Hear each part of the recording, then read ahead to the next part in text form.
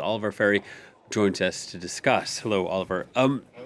These long-range missiles, just how badly does Ukraine need those? Well, if the leaked documents from the United States are a reliable guide, they need them badly. The Financial Times reports that Kyiv is going to plead for urgent shipments of surface-to-air missiles at the meeting with the Western allies at the US Air Force Base in Ramstein today.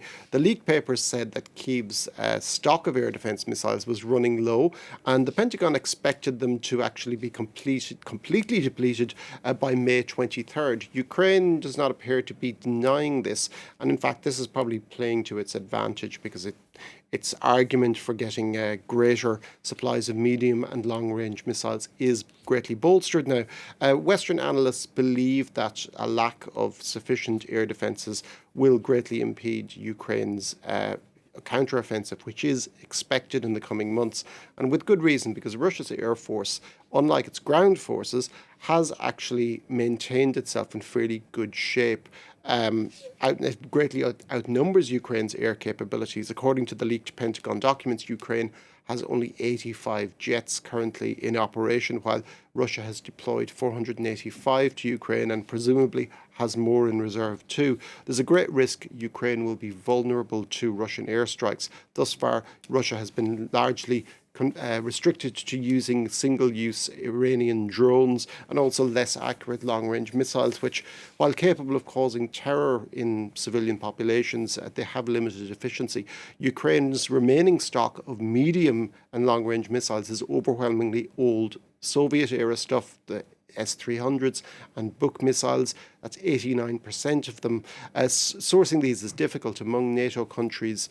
Only really Eastern Bloc countries actually have S-300s, while Buks are not actually used by any. So more up-to-date missiles are needed. Yeah, and since the war, Ukraine's allies have been sending some missiles.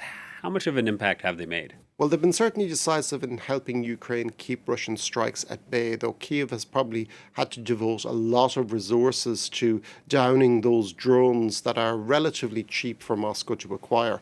Western allies have sent a range of missile defense systems to Ukraine. These include the Iris-T SLM from Germany, the Crotal NG from France, and the MIM-23 Hawk from both Spain and the United States. Spain has also sent the Aspid 2000, and the Skyguard Aspid has been supplied from Italy. It's a quite similar system, and the United States has supplied the NASAMS.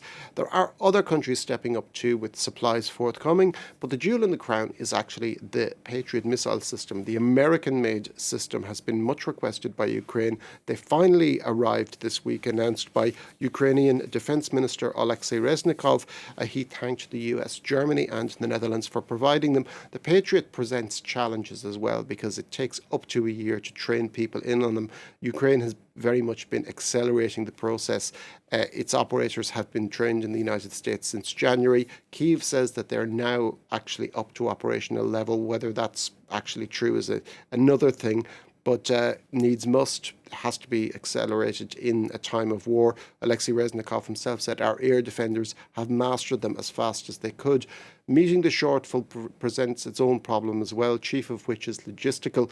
Producing munitions takes time and is expensive. There are also options in place for some countries to divert their own existing systems to Ukraine, but that can also be controversial. For instance, Finland, which is a new NATO member and very much a strong ally of Ukraine, they bristled a little bit, or at least domestically, at Prime Minister Sanna Marin's unguarded suggestion that perhaps Finland could send some of its missile systems to Kyiv. There are other countries that where such a suggestion would be more contentious still, so people would be very, very careful about it. All right, Oliver. Thank you very much, Oliver Farry from our International Affairs Desk.